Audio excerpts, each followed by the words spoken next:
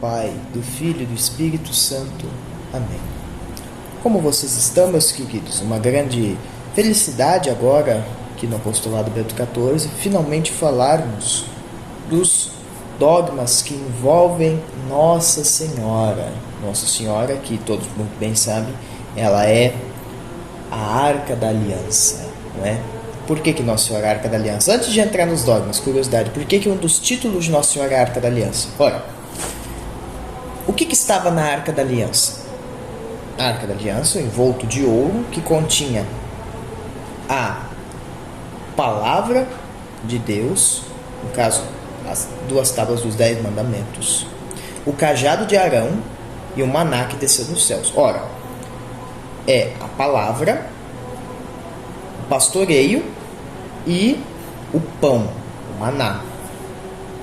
Jesus diz no Novo Testamento: eu sou o pão vivo que desceu do céu.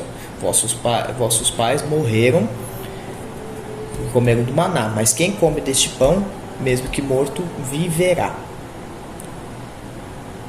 Jesus é o quê? Jesus é o Verbo de Deus que se fez homem. É a palavra que se fez homem. Jesus é o bom pastor. Jesus é o bom pastor.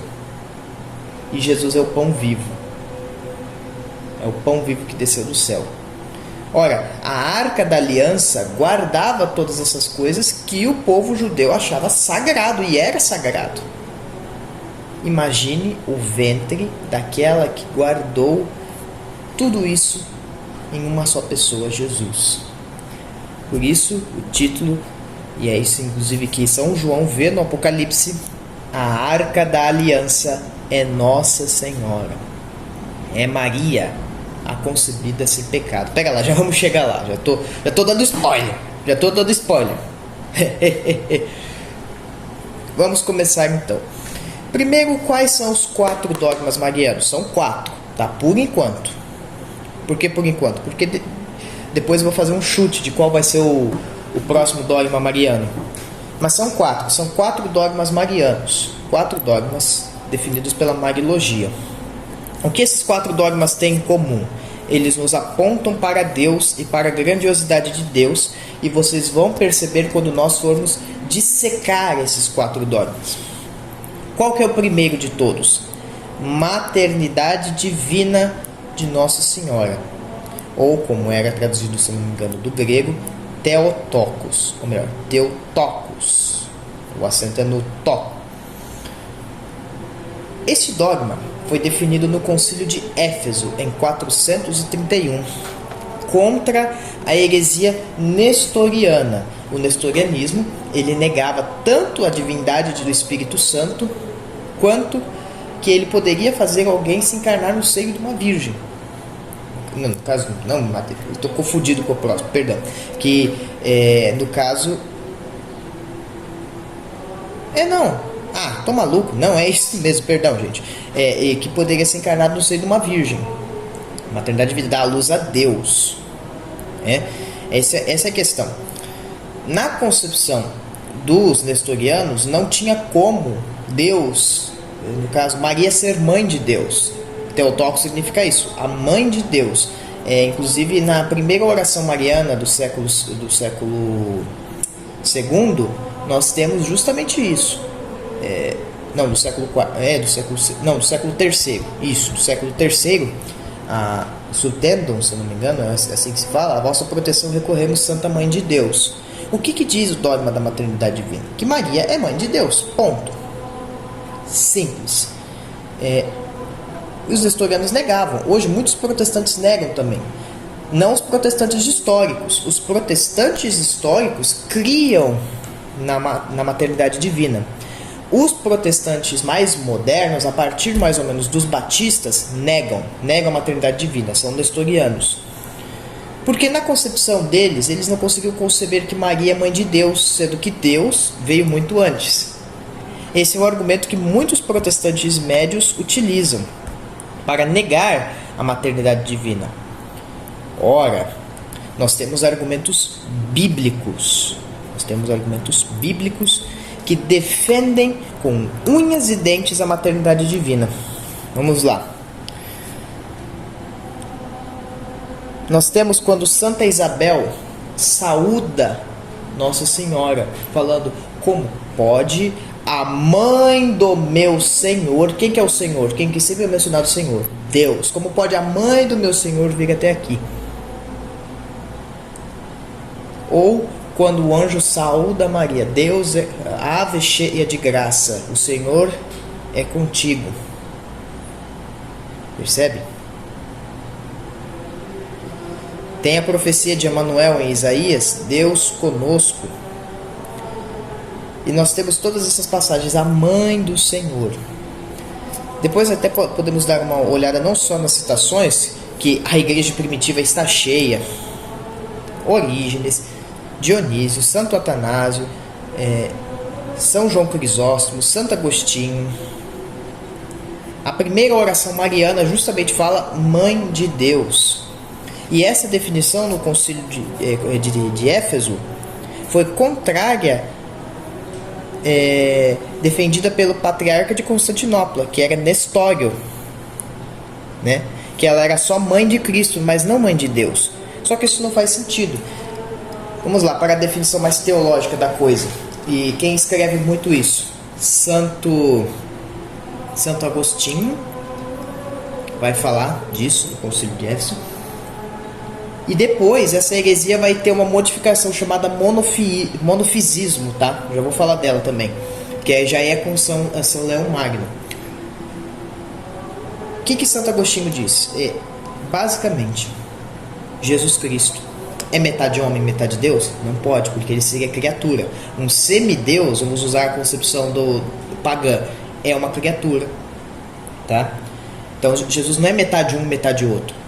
Não, Jesus é 100% Deus, só que ele também é 100% homem. Ele se esvaiu da divindade, ele é 100% homem.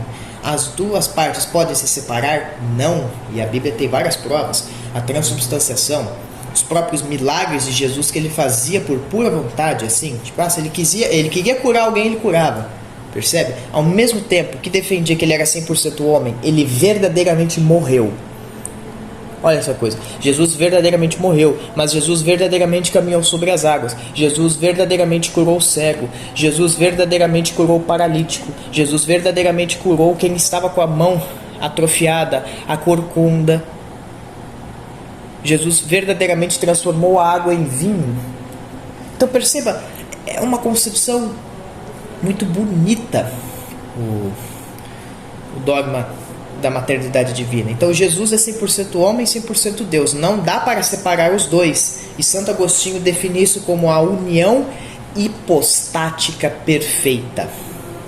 Logo, se Jesus é 100% homem, 100% Deus, não dá para separar isso. E não dá para separar de forma alguma. Então Maria é mãe de Deus. Olha só, Maria, mãe de Deus. Deus quis ter uma mãe. E Deus preparou a mãe, a mulher mais perfeita. Tá, beleza, isso a gente vai enxergar nos próximos dogmas. Calma, Pedro, você está querendo dar spoiler. Mas é basicamente isso. 100% homem, 100% Deus.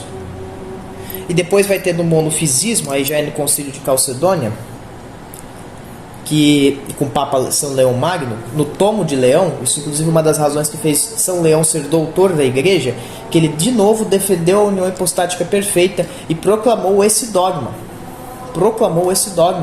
das naturezas de Jesus, tá?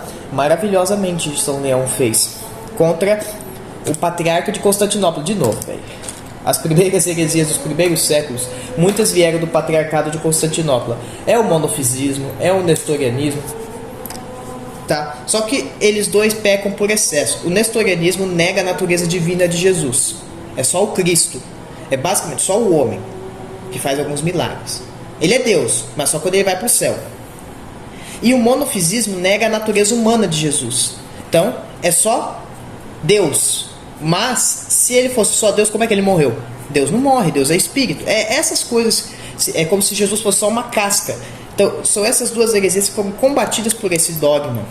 E, por consequência, o dogma da natureza de Cristo. Aí já é com São Leão Magno. Vejam só.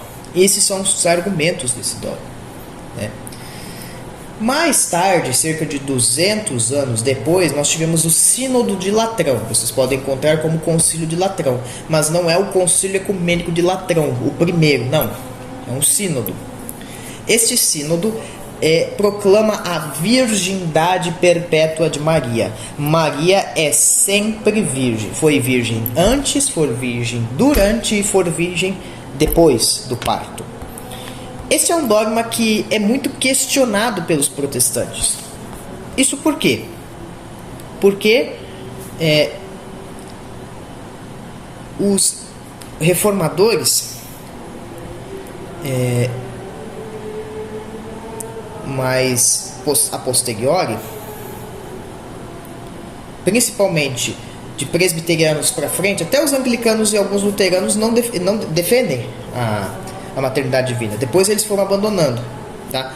Os anglicanos e luteranos ainda defendem, muitos deles, mas os presbiterianos, dos calvinistas, batistas, negam. Porque, primeiro, eles olham para a tradução da Bíblia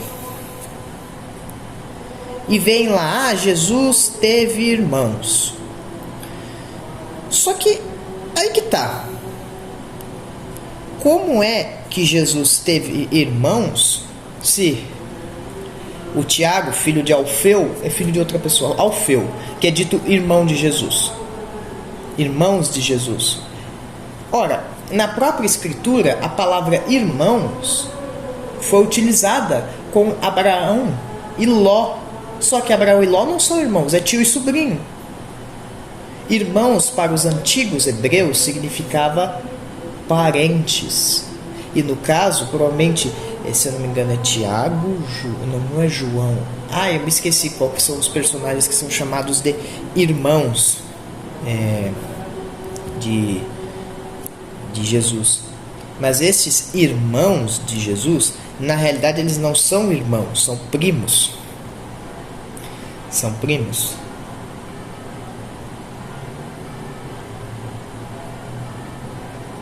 Basicamente.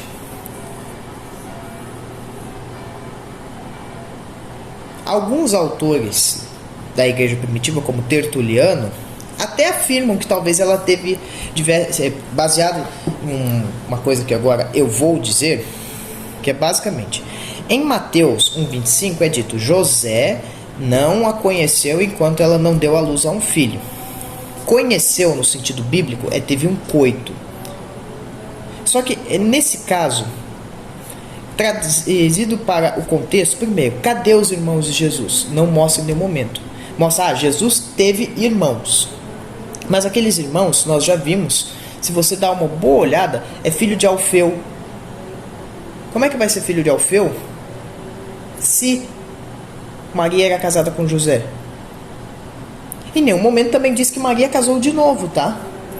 José morreu no ano 30, pouco antes de Jesus começar o seu ministério. Quer dizer que então nesse intervalo de tempo, Maria casou de novo e teve um monte de filhos. Esses filhos ficaram adultos e viram Jesus e foram discípulos de Jesus? Não faz sentido.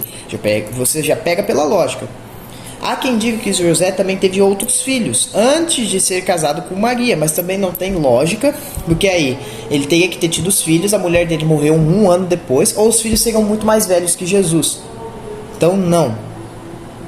Eles não tiveram mais filhos. Não tiveram. Aqui, ó. São Tiago, outro José, se eu não me engano é Judas Tadeu, e Simão Zelota eram filhos biológicos. Mas, na realidade, irmãos, inclusive até no proto-evangelho de Tiago, irmãs, dizem que Jesus teve irmãs. Mas, enquanto Tertuliano ensina esse tipo de coisa, ele ensina que Jesus nasceu virgem. Santo Irineu de Lyon já defende outra coisa. Santo Irineu de Lyon já defende que Maria era sempre virgem, no seu livro, na sua obra Contra as Heresias. Outro autor da igreja primitiva, Orígenes, afirma que José teve casamento anterior, mas essa história de que José se casou antes, isso é apócrifo. Isso é apócrifo. Percebe? E São Jerônimo ainda vai dizer sobre Tertuliano. Muita gente cita Tertuliano. São Jerônimo diz: ele, Tertuliano, não era um homem da igreja. Tá? Santo Hipólito de Roma, Santo Hipólito, que diz: Maria era um tabernáculo isento da poluição e corrupção. Ora, se ela teve mais filhos, em nenhum momento é dito filhos de Maria, são dito irmãos de Jesus. Percebe a diferença? Enquanto Maria é dita como mãe de Jesus, ela não diz mãe de Tiago, José e Paulo. Então Maria nunca é dito que ela teve mais filhos. É aí que muita gente se engana, fica falando: Nossa Senhora teve mais filhos. Mas cadê? Sempre, se eu não me engano, no Evangelho de Lucas, que se refere a Maria como a mãe de Jesus. Mas em nenhum momento diz mãe de Jesus, de Tiago, de José. Quando dizem irmãos de Jesus, como que eles podem ser irmãos se Maria ficou casada com São José dos 14 anos até os 30? Ela até os anos 30 de Jesus, né? Ela ficou dos 14, Jesus 30 anos, até os 44 anos. São coisas que não fazem sentido, tá? E não tem nem como eles serem filhos biológicos, porque basicamente não bate, as coisas não batem, tá? Já no século IV eles já negam que Maria possa ter tido mais filhos, tá? Primeiro que São José casou com ela jovem. Esse contexto que ele casou velho, casou por dó, não faz nem sentido, isso é apócrifo. São José casou um homem jovem, viril, e foi casto, é o castíssimo São José, né? Eles não... Aí se fala: mas ele não conheceu Maria, tá lá. Mas ao que eu saiba, quando uma mulher dá à luz a um filho, ela não dá de roupa, ela exibe seu corpo, ela fica nua. Foi ali que São José viu Maria nua, a conheceu. Ele não teve coito com ela. Não teve, porque nós não tivemos filhos. Se realmente Tiago, José, Judas e Simão fossem filhos de Maria, estariam dizendo filhos de Maria de Nazaré, não de Alfeu ou a outra Maria que aparece na cruz, porque tem um monte de Maria, mas não a Maria, mãe de Jesus. Essas contas não batem. Ou José era adúltero, ou José teve filhos um ano antes e ele se divorciou para casar com Maria, o que não faz sentido nem com o próprio conceito do matrimônio, que depois ligaria sacramento por parte de Jesus, e iriam usar aquilo de escândalo. Mas se o matrimônio é indissolúvel, como é que José se casou? Tá entendendo? São essas lógicas que ninguém para pensar. Então, o Sínodo de Latrão definiu dogma: Maria sempre virgem. Não tem como ela ter tido mais filhos. Ok? Vamos encerrar a virgindade perpétua. Da maternidade divina à virgindade perpétua, eles são óbvios nas escrituras. Mas esses dois, a partir daqui, os últimos dois, eles não são óbvios, eles são subentendidos, tá? Percebe que todos eles apontam para Deus. Por que Maria tem uma maternidade divina? Porque ela é mãe de Deus. Por que ela é sempre virgem? Por que ela é sempre virgem? Porque ela não teve relações carnais com São José.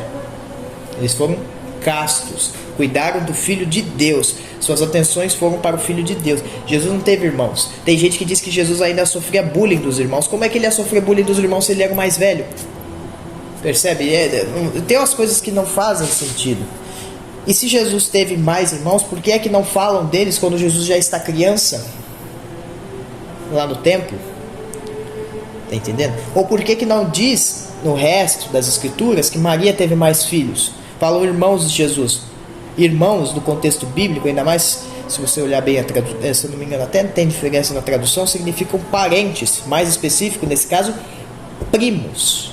Para o povo hebreu, e quem escreveu a Bíblia, com exceção de São Lucas, que era gentil, eram ex-judeus. Falar irmãos era sinônimo de falar parentes. Cito de novo, Abraão e Ló. Abraão e Ló não eram irmãos, eram parentes. Abraão era tio de Ló. Olha só que coisa, né?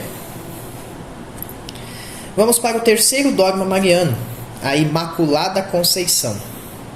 Muita gente confunde a Imaculada Conceição com a maternidade divina, são duas coisas diferentes. A Imaculada Conceição diz que Maria foi privada do pecado original e privada do próprio pecado por concepção. E esse, na opinião de muitos, é o dogma mais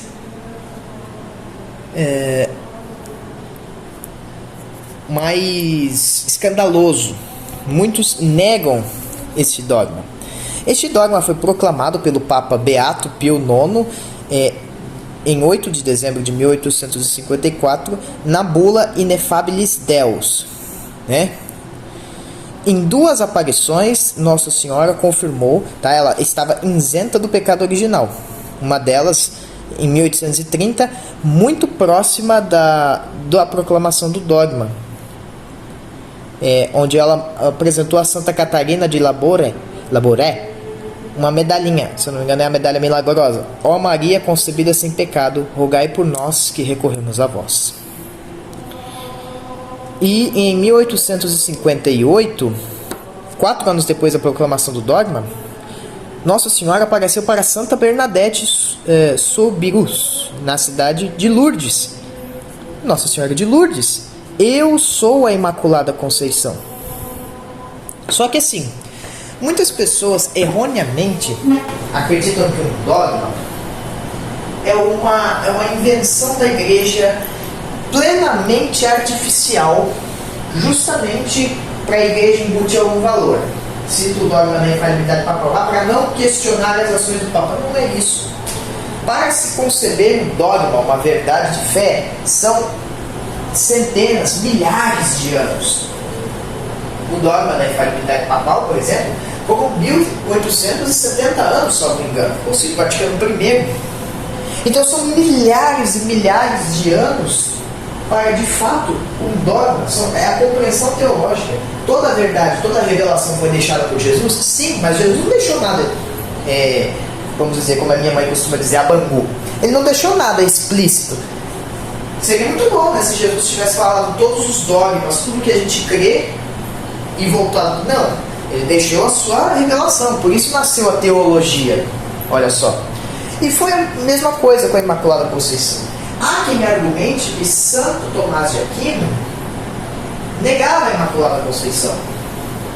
E de fato, só que se você ler os escritos de Santo Tomás de Aquino, e santos não estão imunes de errar, os únicos infalíveis são os papas em ex-cátedra. Mas Santo Tomás de Aquino negava o dogma da Imaculada Conceição por méritos de Maria. Existia uma outra compreensão teológica na Idade Média, que Maria é imaculada por seu próprio mérito. E Santo Tomás negava isso porque ela é humana. A compreensão do dogma pelo Papa Pio IX não é por méritos dela, é por méritos de Jesus. É por conta de Jesus que Maria é imaculada e não Maria é imaculada por ela mesma. Olha só. E nós temos um ensinamento bem antigo sobre isso. Vamos citar aqui, ó. Santo André de Creta, abre aspas. Não seria conveniente que uma virgem puríssima e sem mácula se pusesse ao serviço deste plano misterioso? E onde encontrar essa virgem, senão a mulher única entre todas, eleita pelo Criador do Universo antes de todas as gerações? Lembra que eu disse que Deus planejou a sua mãe? Vejam, Deus é onisciente. Deus na criação, Deus criou Maria. Deus pensou como ela seria quando ela nasceu. Deus, imagina, você ser o Criador, você criar a sua própria mãe. Ele criou então a mais perfeita de todas as criaturas. Vamos lá, Santo Anselmo também vai nos dizer: ó mulher cheia e mais que cheia de graça, o transbordando de tua plenitude faz renascer toda a criatura. Ó Virgem bendita e mais que bendita, pela tua bênção é abençoada toda a natureza, não só as coisas criadas pelo Criador, mas também o Criador pela criatura. Olha que bonito, olha que bonito. olhar para Maria. Embora essa citação que eu falarei não é tanto nesse contexto, mas que Maria é mãe da humanidade, né? Santo Irineu de Leão vai dizer no seu livro Contra as Heresias que Maria é advogada de Eva. Enquanto Eva é mãe da humanidade caída, Maria é mãe da humanidade redimida. Olha só, mãe da humanidade redimida. Aí, nós temos São Paulo, se eu não me engano é na carta aos Coríntios, que ele vai nos dizer o seguinte, e muitos protestantes usam desse argumento. Esta é a justiça de Deus, a partir do versículo 22. Agora eu não me recordo qual é a primeira ou a segunda carta aos Coríntios. Deixa eu achar aqui na minha biblinha. Na minha biblinha, a coisa mais linda é. Tá? Deixa eu pegar aqui. Só um instantinho. Deixei marcado aqui.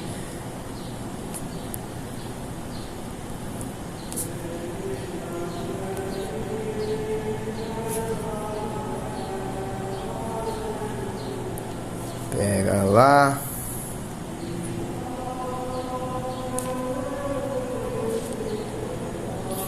Não é Coríntios, é Romanos. Carta de São Paulo aos Romanos. Então vamos lá, a partir do versículo 22. Carta de São Paulo, Romanos 3, versículo 22 ao 25. Esta é a justiça de Deus, pela fé em Jesus Cristo, para todos os fiéis. Pois não há distinção.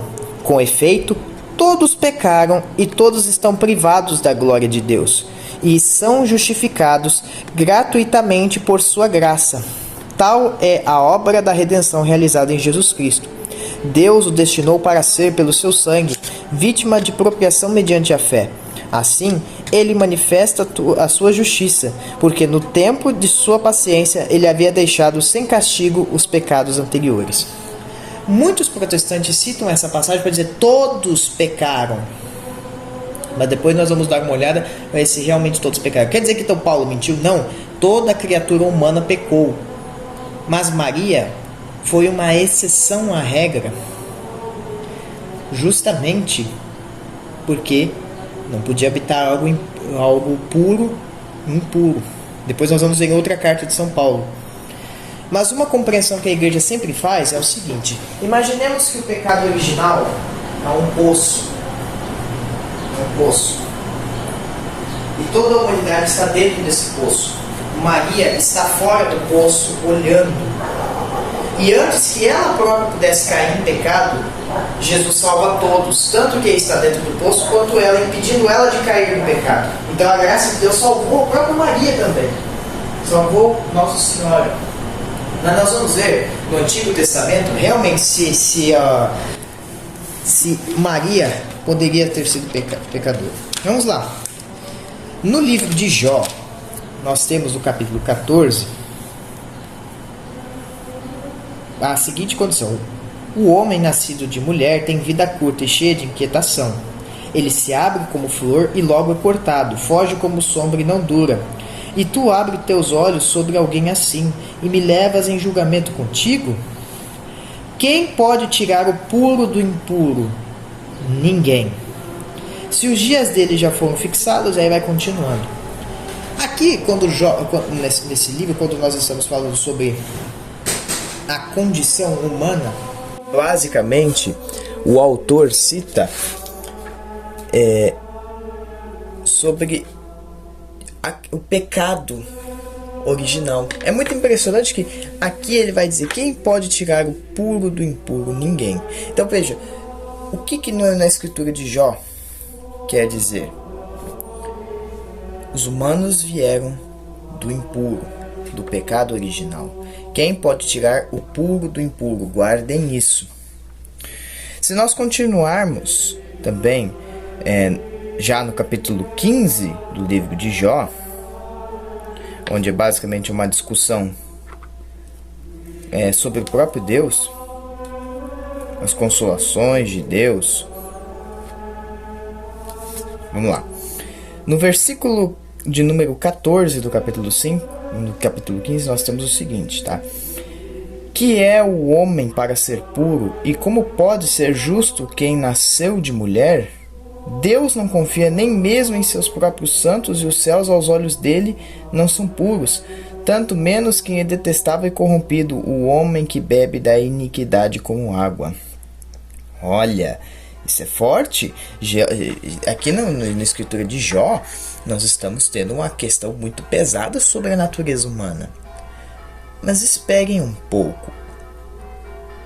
Nós já vamos terminar aqui a linha de raciocínio. Vamos para mais um capítulo de Jó, que é muito interessante. Olha só, capítulo 25, onde nós vamos ter a onipotência de Deus. A partir do versículo 4, ele dá um pequeno contexto antes, mas no versículo 4 nós temos: pode um mortal ser justificado diante de Deus? Como pode ser puro quem nasceu de mulher? Se até mesmo a lua perde seu brilho, e as estrelas não são puras aos olhos dele. O que dizer de um mortal, essa larva, e do ser humano, esse verme? Eu não sei se vocês perceberam, mas a situação de Maria é um pouco diferente. Pode um ser puro vir de uma mulher? Mas a mulher não é pecadora? Pois então, esses versículos que foram selecionados, tem uma coisa que não encaixa nisso daí. Quem Maria deu à luz? Era puro ou impuro? Era o próprio Deus. Dá para ter uma síntese da ideia central que esses versículos nos passam em uma pequena frase. Pode algo puro ter vindo de algo impuro? Olha só. Pode ter vindo algo puro de algo impuro? Então nós temos aqui uma problemática muito interessante sobre a Imaculada Conceição. É essa compreensão de que Nossa Senhora, muito além de simplesmente ser uma mulher impura, pela lógica, se ela fosse impura, ela não poderia dar a luz a Jesus Cristo. Porque ele é o mais puro dos puros.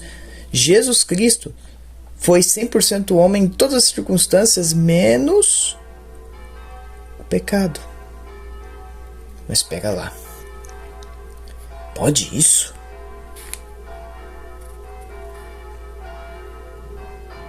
Pode?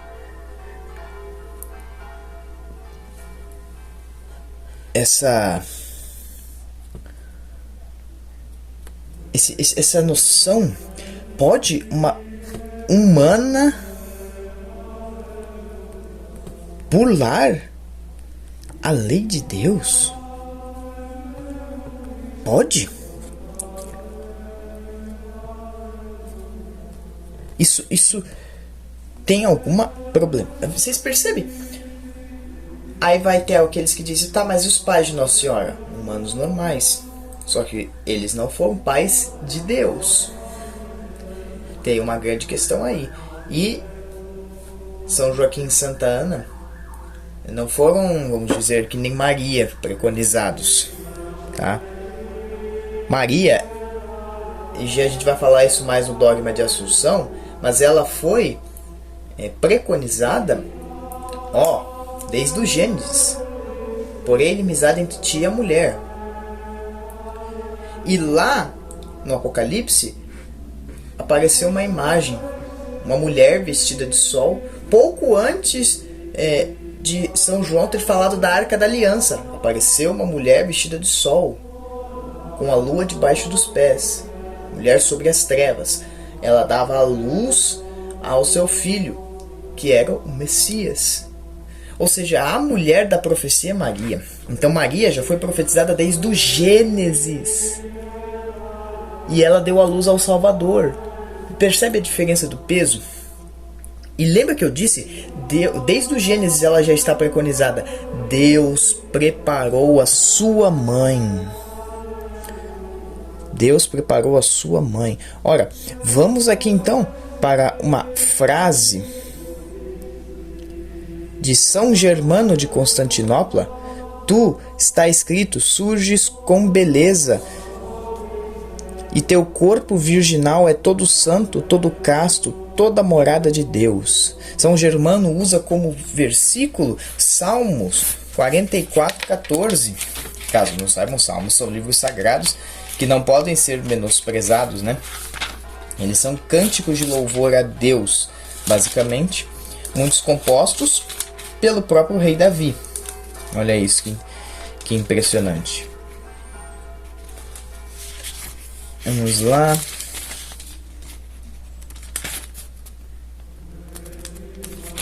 Salmos 44. Tum, tum, tum, tum.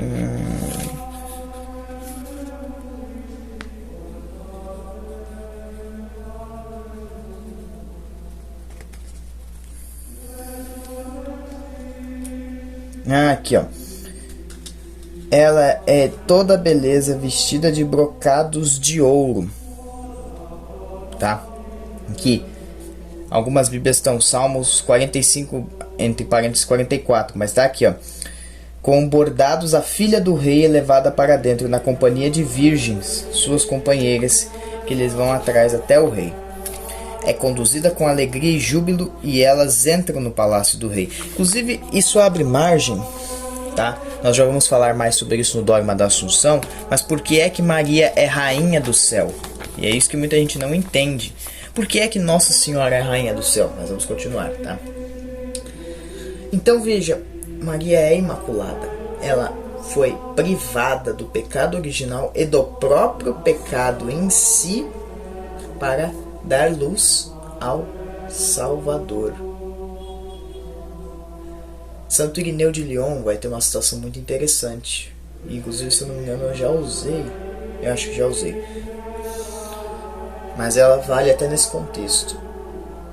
Se Eva é mãe da humanidade pecadora, se através de Eva o pecado entrou no mundo, através de Maria a salvação entrou no mundo.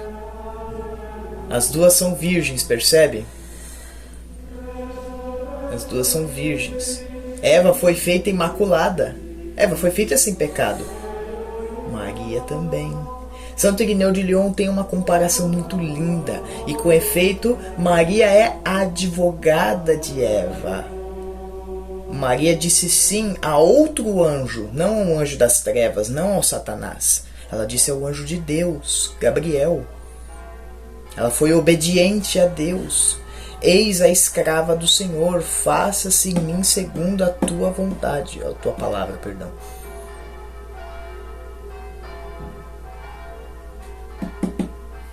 A tua palavra. Olha que lindo. Então Maria é imaculada. Ela não tem pecado.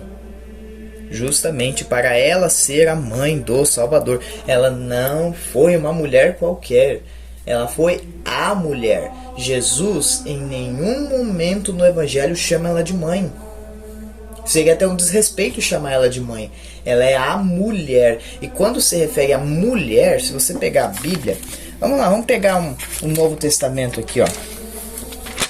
Vamos pegar o Novo Testamento.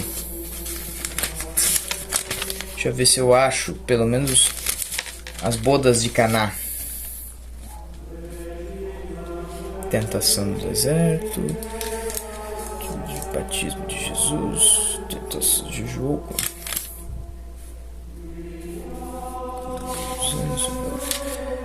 Lá eu vou achar as bodas de Caná.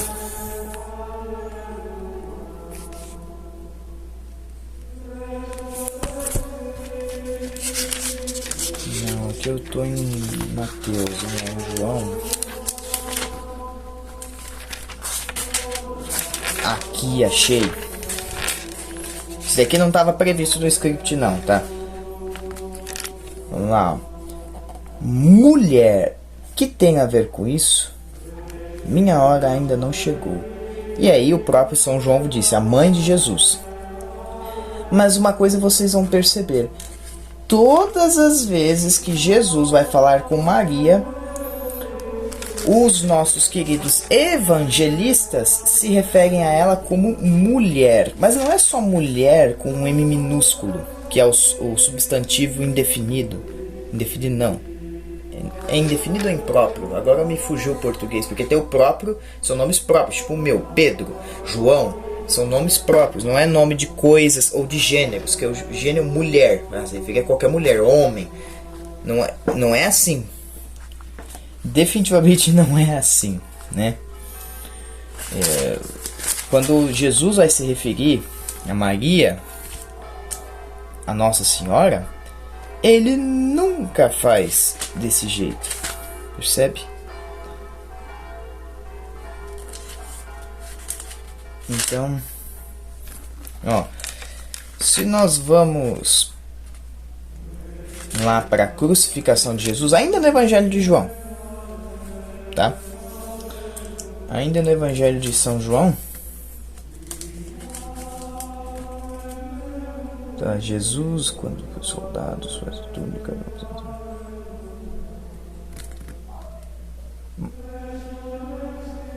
ali, ó. No capítulo 19 do Evangelho de São João, nós temos do versículo 26, quando Jesus viu sua mãe e ao lado dela o discípulo que ele amava, João, disse à sua mãe, mulher, eis aí o seu filho. Mulher, mulher com M maiúsculo. Pode parecer só um detalhezinho, mas quem que também é chamada de mulher com M maiúsculo? Vamos voltar lá para Gênesis, para que não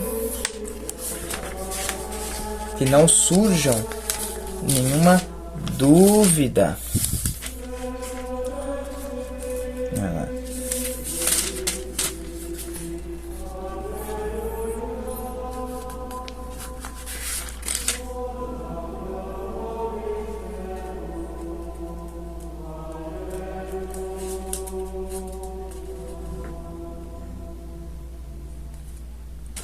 No versículo 15, porém inimizade entre você e a mulher, entre seus descendentes e os descendentes dela. Eles procurarão esmagar-lhe a cabeça e você tentará morder-lhes o calcanhar. Ele falou isso para a serpente. Só que aí você pode falar, a mulher que ele se refere ali é, no caso, Eva. Não seria Eva? A descendência da mulher. Mas se você prestar bem atenção, depois, no livro de Gênesis, nós vamos ter os filhos de Adão e Eva. Um dos filhos é um homicida. Caim matou Abel. E depois, no decorrer da humanidade, nós tivemos outra problemática. Foi a seguinte, inclusive o dilúvio de Noé. A humanidade estava má. E Deus mandou o dilúvio e escolheu pessoas. E dentro dessas próprias pessoas escolhidas na arca de Noé, ainda houve maldade. Embora aquelas eram as melhores pessoas, tá? Então, como que pode ser a descendência de Eva, se da descendência de Eva nós não tivemos o fruto redentor? Pelo menos para fazer inimizade com Satanás. Inclusive, essa é uma das poucas vezes que nós vemos Satanás no Antigo Testamento nítido, que é a serpente. Depois ele aparece muito mais no Novo, tá? Porque quando o próprio Jesus vem, aí Satanás treme na base. Mas é basicamente isso. Isso eu estou dando uma volta só por conta da Imaculada Conceição, para entender como Maria já é profetizada e ela é imaculada. Aí depois, Jesus vai se referir à sua mãe como mulher. Mulher, que tenho com isso? Mulher. Mulher. E nós vamos ter depois em Apocalipse, São João vendo uma mulher. E ela dá luz ao Messias. E o Messias que é a igreja, então Maria também mãe da igreja. Isso vai estar lá no Lumen Gentium, documento do Concílio Vaticano II, que definiu que Maria é mãe da igreja. Caramba, tudo faz sentido. Olha que volta que eu dei só para falar da Imaculada Conceição. Mas é um dogma sensacional justamente por conta de compreender a grandiosidade de Deus e como Ele desenhou cada detalhe da sua mãe. Vai até uma curiosidade, Jesus não tem sangue por parte de pai. Jesus é uma anomalia genética. Porque Maria é virgem. E nós vemos que ela é sempre virgem, mas pelo menos quando Jesus veio, ela já era virgem. É até profetizado, nascerá de uma virgem. Então, toda a parte física de Jesus, não toda, né? Sejamos justos, mas no sangue de Jesus, a parte, vamos dizer, entre aspas, humana, porque o sangue de Jesus é 100% humano, a genética que tem ali é só de uma pessoa. Nossa Senhora. Só de uma pessoa o sangue de Jesus se encontrou, porque todos muito bem sabem, o cordão umbilical, os sangues realmente se encontram. O sangue da mãe passa nutrientes para o bebê. Então o sangue de Jesus, sangue de Maria.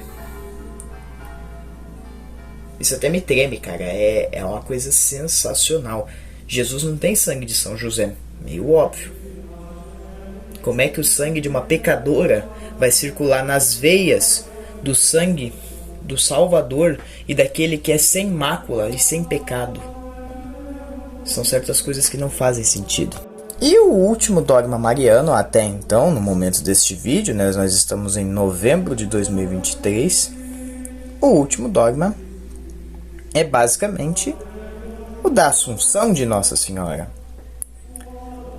O que consiste esse dogma da Assunção de Maria? Bom, vamos lá. Precisamos compreender que Nossa Senhora, isso não é dogmático, não é dogma. Uns creem que ela dormiu, a chamada dormição de Maria, e outros dizem que ela morreu. O que é meio geral? Quem acredita que morreu, fala, Maria não morreu de forma sofrida, foi uma morte... Só como se fosse realmente ela dormiu e morreu. Só que diferente de nós, que decompomos e que voltamos ao pó, Maria imediatamente foi assunta de corpo e alma para os céus. Ela foi a primeira criatura a ter ressuscitado. Aí você vai falar, ai, Jesus não é criatura. Meu filho, Jesus é criador, é diferente, ele é ser divino. Maria é criatura. Ah, mas e Lázaro? E a criança? Eles foram reanimados. Lázaro morreu depois. Quem Jesus reanimou, morreu. Ali não é a ressurreição, ali é provando que Jesus veio de Deus. A ressurreição é quando você volta em corpo santificado e você nunca mais morre. Então Maria foi a primeira criatura a ter ressuscitado. E foi assunta de corpo e alma aos céus. Então, antes de compreender de fato o dogma, nós temos também que provar que não é impossível Deus fazer alguém ser assunto de corpo e alma para os céus. E isso nós temos nas Escrituras. A prova de que existe uma chance, sim, de pessoas serem assuntas de corpo e alma aos céus. A prova que mais vem na minha cabeça de imediato é de um profeta Elias. Caso vocês saibam, vocês não lembrem, Elias, o grande profeta Santo Elias, que é santo canonizado, ele foi assunto de corpo e alma aos céus. Vamos lá, vamos achar a passagem que mostra que Elias foi assunto. Em 2 Reis, aqui, 2 Reis, capítulo 1, versículo 11.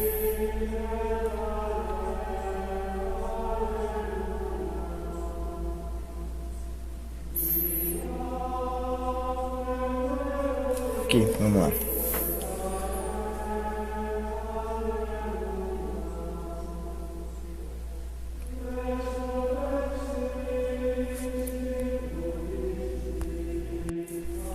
aqui.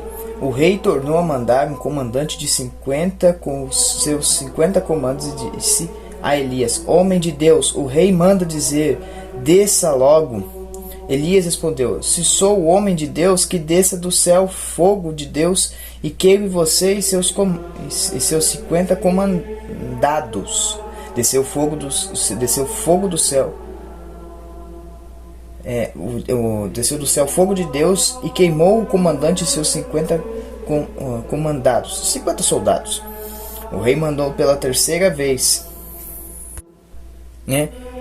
Começou daqui essa confusão, vamos dizer, com Elias e os comandantes e fogo.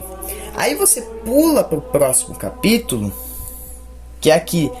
Elias é arrebatado e vai indo nessa conversa com Deus, Eliseu. E aí você chega lá no versículo 11 do segundo capítulo e tem aqui: e enquanto iam andando conversando, apareceu um carro de fogo com cavalos de fogo que os separou de um do outro, e Elias subiu ao céu no redemoinho. Eliseu olhava e gritava: meu pai, carro e cavalaria de Israel. Depois não o viu mais. Viu só? Elias, o profeta Elias, tão respeitado nas escrituras, grande homem, foi por um cavalo de fogo levado para os céus. Outro que é muito citado, inclusive, por um livro apócrifo atribuído a ele. Um livro apócrifo atribuído a ele. Enoque, meu chapa. Enoque, né? Vocês bem conhecem Enoque, né? Um homem tão bondoso que Deus o levou antes da hora, antes da redenção da humanidade. Aqui. Isso está em Gênesis capítulo 5, de versículo 21 a 24. E com 65 anos, Enoque gerou Matusalém. Enoque andou com Deus depois de gerar Matusalém. Enoque viveu 300 anos e gerou filhos e filhas. Ao todo, Enoque viveu 375 anos. Enoque andou com Deus e desapareceu, porque Deus o arrebatou. O que eu queria falar com isso? Que sim, tem uma forma de pessoas terem arrebatado. Elias foi um grande profeta, talvez o maior profeta do Antigo Testamento. Não posso dizer que foi o maior, porque nós tivemos mais profetas. Tivemos o profeta Samuel, Zacarias, Isaías, o próprio Moisés lá no Pentateuco. Mas Elias foi um dos maiores, tanto que ele foi arrebatado. Enoque, que não chegou nem a ser um profeta, foi só um homem bom, em Gênesis, antes de Matusalém, foi arrebatado também. Imagine a mulher que é imaculada, que foi a mãe do Redentor, e desenhada desde a criação, a sua existência. Imagina esta mulher. Eu fico até impressionado por esse ponto de vista. Eu até costumo fazer a piada, né? Poxa, a mãe do chefe, né, meu chapa? Você acha que o chefe ia deixar ela? Não, né? É só uma brincadeirinha, tá? Mas é basicamente assim. São Paulo também afirma na sua carta 1 Coríntios, 1 Coríntios capítulo 15, versículo 20, Cristo ressuscitou dentre os mortos, com primícias dos que morreram. Ainda nós temos vários outros sinais, assim. São Paulo vai dizer também na carta aos Coríntios, que cada qual vai ressurgir conforme a sua ordem. Como assim? Cada qual vai ressuscitar conforme os méritos advindos da fé. Não é uma fé... Nós católicos não ensinamos que simplesmente obras te levam para o céu. Não, mas a fé te transforma e transborda em boas obras. Percebe? Era basicamente isso.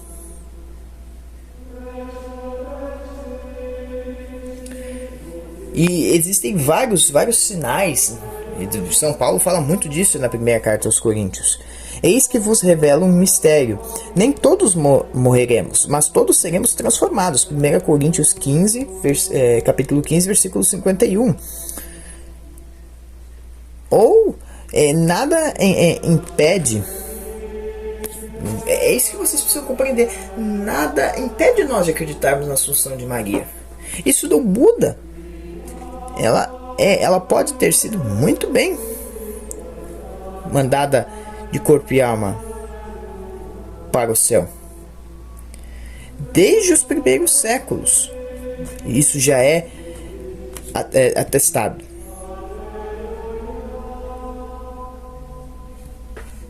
Percebe?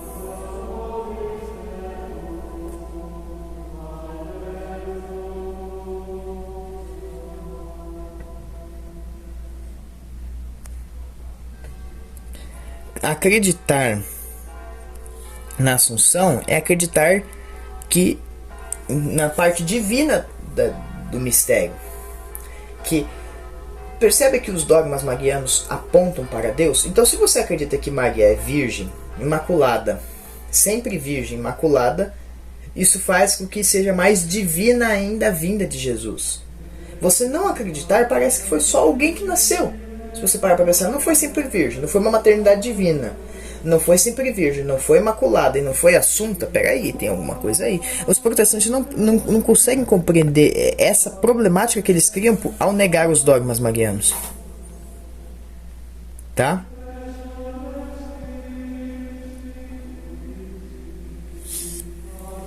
Nós temos isso, você veja que os dogmas se complementam, né?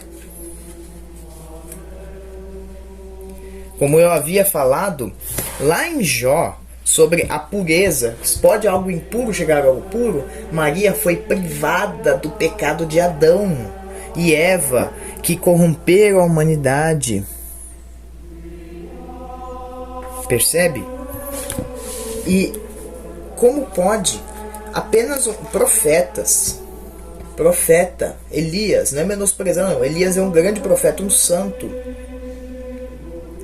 Quem mais? Enoque, um bom homem, simplesmente foram arrebatados por Deus.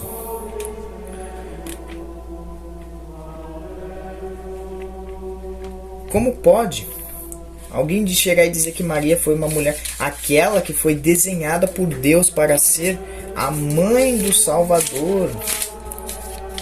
Viva a mãe de Deus e nossa. Ninguém percebe. Nós temos também outra prova, Apocalipse, surgiu no céu um sinal, uma mulher vestida de sol, a mulher da profecia. Em Lucas 1, versículo 35, falando mais sobre quando o anjo chegou para a virgem, cheia de graça, o Senhor está convosco. Mas principalmente no versículo 35, o anjo lhe respondeu: o Espírito Santo virá sobre você, e com o poder do Altíssimo cobrirá com sua sombra. Por isso, o santo que nascer será chamado Filho de Deus. A mãe do meu Senhor. Aquela que é a arca da aliança. Em Apocalipse vai dizer o seguinte, Apocalipse 11, versículo 19: abriu-se o templo de Deus no céu e apareceu no seu templo a arca do seu testamento. Houve relâmpagos, vozes, trovões, terremotos e uma forte saraiva. Quem que vai ser falado imediatamente? São João vai falar do maná, do cajado de Arão, dos 10 mandamentos? Não. Da mulher. Apareceu um sinal no céu, uma mulher vestida de sol.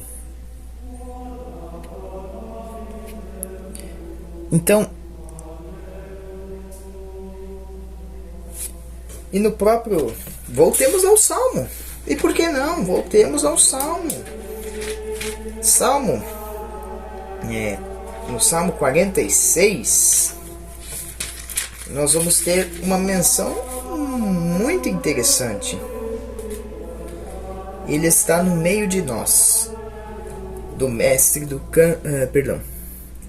mestre de canto dos filhos de Coré, com o soprano das jovens. Deus é nosso refúgio e força entre muitos perigos. Nele sempre encontramos socorro. Por isso, não tememos se a terra treme ou se as montanhas afundam no coração dos mares. Ainda que se agitem e espumejem as águas do mar e estremeçam as montanhas em sua majestade, um rio e seus canais alegram a cidade de Deus e a santa morada do Altíssimo. Deus está em seu meio, ela não cambaleará. Deus lhe dá auxílio desde o clarear da aurora. Nações se agitam, reinos se abalam, mas ele faz ressoar a sua voz e a terra estremece. Javé dos exércitos está conosco. Nosso refúgio é o Deus de Jacó. Venham, prestem atenção nas obras de Javé, os assombros que ele fez na terra. Ele acaba com as guerras até a extremidade da terra. Quebra o arco, destrói a lança e ateia fogo nos carros. Acalme-se e saibam, eu sou o Deus, exaltado entre as nações, exaltado na terra. Javé dos exércitos está conosco. Nosso refúgio é o Deus de Jacó. O que é que este salmo quer nos dizer? Vocês percebem que ele faz uma conexão com o Apocalipse?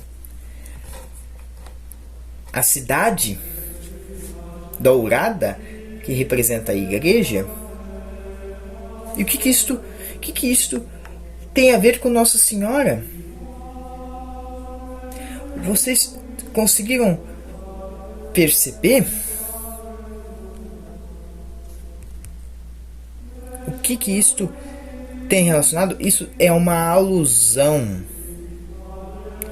É uma alusão, principalmente, a parte do Apocalipse sobre a cidade dourada, a igreja, Maria, mãe da igreja. E no salmo anterior, rei e rainha, Deus e o povo. As filhas dos reis estavam entre as tuas ilustres mulheres. À tua direita estava a rainha ornada de finíssimo ouro de Ofir. Ouve, filha, e olha, inclina os teus ouvidos. Esquece-te do teu povo e da casa do teu pai. Então o rei se afeiçoará à tua formosura, pois ele é teu Senhor. Adora-o. E a filha de Tiro estará ali com presentes. Os ricos do povo suplicarão o teu favor. A filha do rei é toda ilustre lá dentro, e o seu vestido é entrecido de ouro.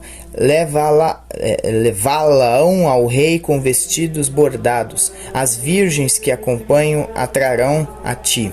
Com alegria e regozijo as trarão. Elas entrarão no palácio do rei. Em lugar de teus pais estarão teus filhos. Deles farás príncipes sobre toda a terra. Farei lembrar do teu nome de geração em geração. Por isso os teus povos te louvarão eternamente. Isso são os Salmos 44, basicamente. 44, 45. Então, percebam, os dois salmos se entrelaçam. Um vai falar da cidade dourada, hoje compreendemos como a igreja, e podemos sim, como esposa de Cristo, a igreja e a Nossa Senhora, principalmente esse. E os dois eles estão entrelaçados justamente na grandiosidade. Não só na grandiosidade, como na beleza e suntuosidade da mulher, que é preparada, que é protegida pelo Senhor. Então não há problema algum em crer na ascensão. Não só crer a ascensão, como diz no Apocalipse. É até impressionante que no próprio Apocalipse tem uma alusão muito interessante ali, ó. Ela estava grávida, e vamos continuar, né, o versículo, e gritava de dores, sentindo as angústias de dar à luz. Ela deu à luz a um filho, um menino, aquele que deverá reger todas as nações pagãs, com cetro de ferro. Esse menino, todos sabem que ela está falando de Jesus, mas à mulher foram dadas 2 asas de grande águia, a fim de voar para o deserto, para o lugar de retiro, onde é alimentada por um tempo, 2 tempos e a metade de um tempo, fora do alcance da serpente. Perceba, por mais que pode ser alegórico, pode ser o tempo que ela fugiu com José para o deserto, 2 asas de águia. Quem que tem asas de águia e sai voando pelo céu? Anjos. Nós temos esse ponto. Em Cânticos, nós podemos ter também essa aqui, ó. Quem é esta que sobe do deserto como colunas de fumaça, perfumada de mirra e de incenso e de todos os pós dos mercadores? Quem é esta que sobe do deserto e vem apoiada ao seu amado? Gente, quem é esta? Nossa Senhora. Apocalipse faz alusão àquela que está com asas e voando pelo deserto. Quem é esta perfumada?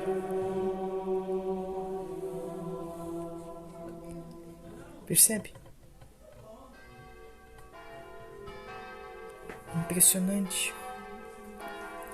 Os protestantes podem afirmar, mas cadê? Por que isso não está escrito na Bíblia?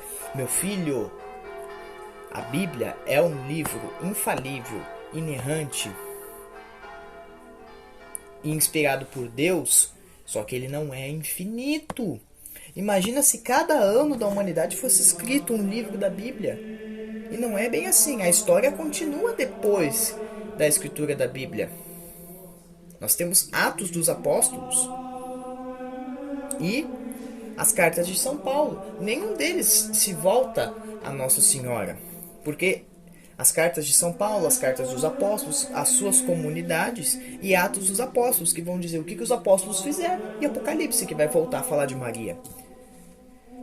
Então, em Atos dos Apóstolos, nós vamos ter a morte de Santo Estevão, se eu não me engano, em São Tiago.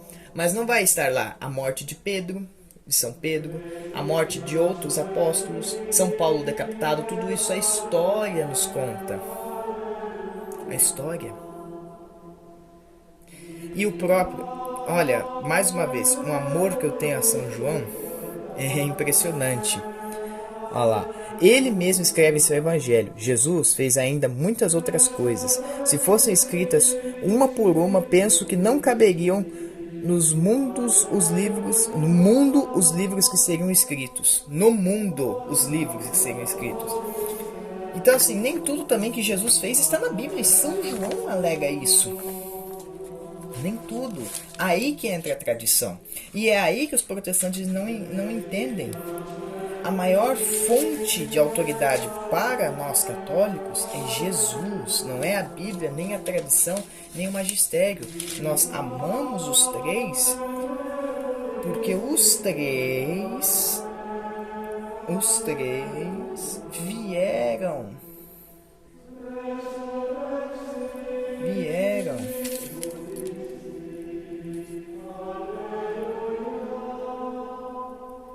da mesma fonte, Jesus. Jesus deixou o seu evangelho, a tradição, deixou apóstolos, o magistério, os dois juntos, somados, nos deram as Sagradas Escrituras. Sem querer, querendo, falei aqui do cânon bíblico, mas continuando no próprio, isso foi no caso que eu falei agora, foi São João capítulo 21, versículo 25. Mas um capítulo anterior, aqui, ademais, fez Jesus muitos outros sinais na presença dos teus discípulos, os quais não estão escritos neste livro. Porém, estes foram escritos para que creais que Jesus é o Cristo, e para que, crendo, tenhais vida em seu nome. São João capítulo 20, versículos 30 e 31.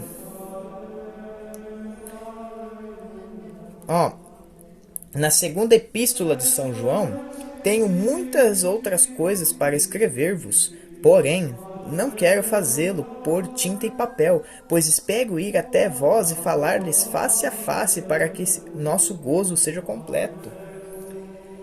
Então, veja, nem tudo está na Bíblia.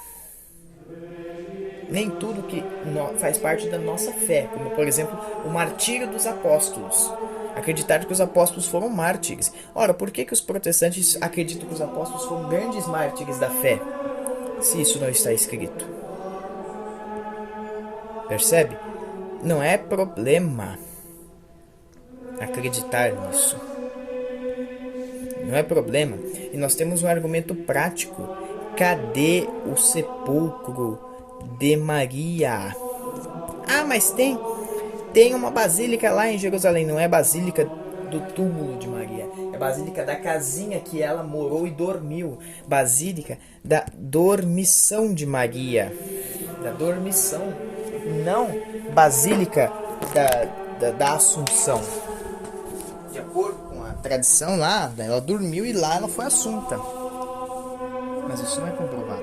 Diz a tradição da igreja que ela estava numa casinha já debilitada e ela deve ter morrido ou pode ter dormido, e São Tomé, o incrédulo, aquele que precisava ver para crer, saiu da casa. Quando ele voltou, só estavam as vestes de Nossa Senhora. Ela havia sido assunta de corpo e alma aos céus. Percebe? Nós temos uma grande dificuldade aqui, porque não acharam o túmulo de Maria. Nós achamos o túmulo de todos os apóstolos, achamos o túmulo de Jesus, mas não achamos o túmulo de Maria. Quer dizer, a Assunção de Maria ainda foi mais rápida, porque não foi preciso comprovar que ela de fato morreu, mas que ela foi assunta aos céus. Não há o túmulo de Maria. Ele não existe. E nós temos outra prova, mas essa infelizmente não serve tanto aos protestantes. As centenas de aparições marianas que a história tem por aí, quando Nossa Senhora literalmente apareceu, quem que tinha poder para aparecer assim? Os anjos. Os anjos. Aparições de Nossa Senhora, de corpo e alma. E ela poderia fazer isso porque ela pode, ela literalmente está de corpo e alma nos céus. As aparições marianas. E como um bônus, por que nós chamamos Maria de Rainha do Céu?